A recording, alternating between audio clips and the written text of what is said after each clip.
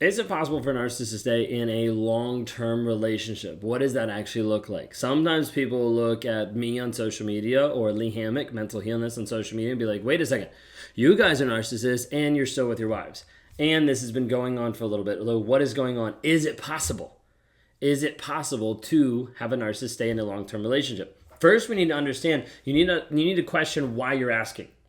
What are you actually looking for to gain out of this? Are you looking for just the justification to stay in a toxic relationship?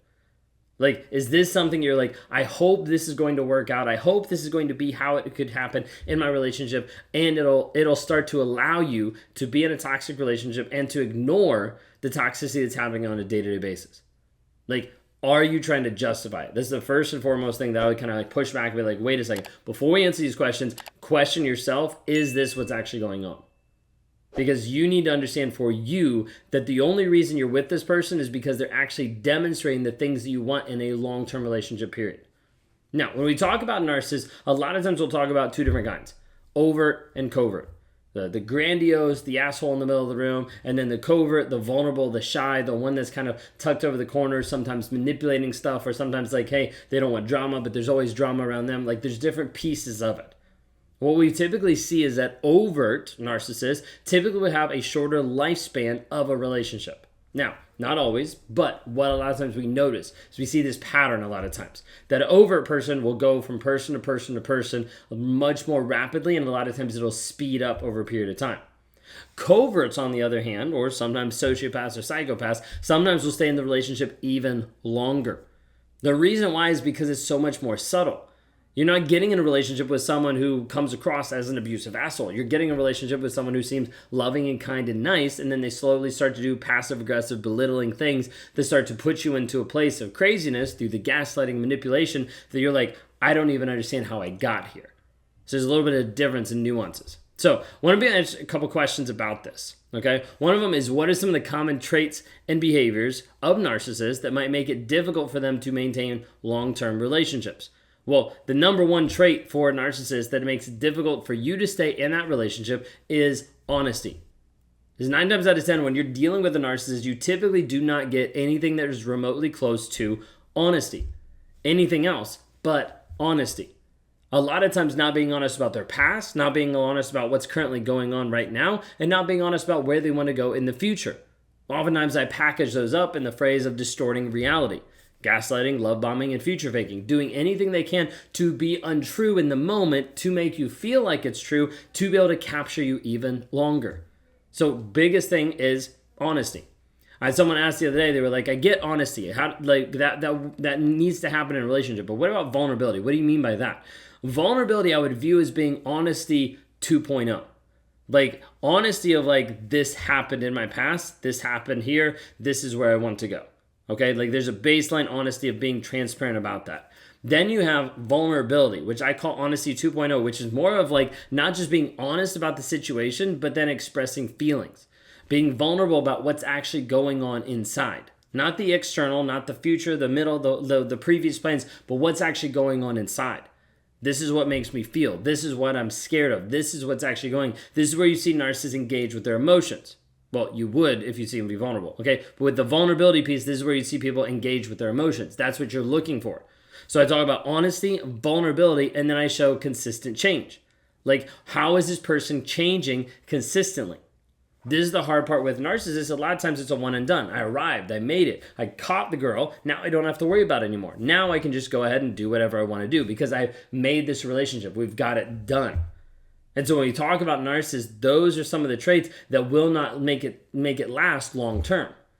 The hard part is with gaslighting, manipulation, emotional abuse, all these different pieces to it, you'll accept it for a long period of time thinking that it's something else or not thinking that it is what it actually is. Okay, so the second question I want to be able to touch on is, are there any specific types of people or personalities that narcissists tend to be compatible with in long-term relationships? Short answer would be yes. People that give a narcissist everything they want and don't question anything that they get. Okay? Basically, how I normally boil that down is not empaths, is not people pleasers, is not fixers, but basically, typically, people who do not know who they are. Like, if you do not know who you are, you're easily molded into the version that the narcissist wants you to be. If you do not know that you're smart and confident and you're on a great trajectory, the narcissist comes in and you start to feel like, wow, I'm really dumb. I can't do this on my own. I can't figure this out, but I can with them. And you start to latch onto a different version of reality because of what you've been painted to believe by the toxic person. So a narcissist is looking for people that don't know who they are. If you don't know who you are, you don't have strong boundaries, because there's no point in boundaries, because it's nothing to define who you actually are. So as a result, you just get molded into the version that the narcissist wants you to be. This is why a lot of times narcissists love going towards younger women, because they're more naive. They haven't had life experience yet. They're able to be molded into the person, into the version that the narcissist is like, this is going to be the perfect person. Like, this is going to make them be the right person for me. This is where we're actually going to get this right engagement and love and connection that I'm looking for. We see this happen over and over. So narcissists a lot of times will stick with you for a long period of time if you don't know who you are, and they're just getting what they want. So basically, you just keep giving and giving and giving. You don't get anything in return. You just keep giving, giving, giving. A lot of times we'll see narcissists extend that relationship longer and longer because they're able to live in a way that they want. A lot of times the easiest way to say it is they want to have their cake and eat it too. They want to come home to you and then go out and cheat, and then you find out about it and you still don't leave. So it's like, oh, then it's not that big of a deal. So they keep doing it over and over again. So like the type of people that narcissists will be compatible with for long-term relationships are typically the ones that won't stand up to them, that don't know who they are, that continually give them just what they want. So you have to ask yourself, is what you're doing right now, if you're giving the narcissist what they want, is that what you want to do for the rest of your life? Because if that person is not being honest, vulnerable, and showing consistent change, there's no point in moving forward in the relationship. Now, can a narcissist change their behavior and become a better partner in the long-term relationships? This is where it gets dicey, because you have narcissists that go into therapy, that start working on themselves, but you don't notice an actual change. But they say they're changing, but they talk about it. They say they're trying, and you don't see anything actually happen. Part of the thing is that you have to not just go to therapy, but there has to be a level of honesty, vulnerability, and consistency that's happening on a day-to-day basis for change to actually take place. Also, a narcissist cannot go to therapy for you. If they go to therapy for you, it's not going to last long-term. We've talked to several different people that have gone through these situations. The husband's gotten to therapy, he started to work on himself, finally all of a sudden blows up, leaves, and on the way out says, I'm tired of doing life the way that you want to do it. Tired of doing it your way. And so we see this, that a lot of times narcissists will modify their behavior, will look a certain way, will try to act a certain way to keep the relationship, to stay a little bit longer. But it typically does not work because they're typically trying to change, quote unquote, for other people. That piece never works. All right, so what are the main challenges that individuals will face when they enter into long-term relationships with a narcissist? A lot of times when you're in a long-term relationship, there's a high level of having a ton of stress, a ton of anxiety. You develop a lot of times CPTSD from the abuse that happens in the toxic relationship. You'll develop a low self-esteem, a low sense of self, not know who you actually are, and continue to move forward in that relationship will produce some heavy ramifications, some being physically, mentally, emotionally, sexually, spiritually. All different pieces get affected when you're talking with a narcissist on a long-term basis, when this becomes a long-term relationship.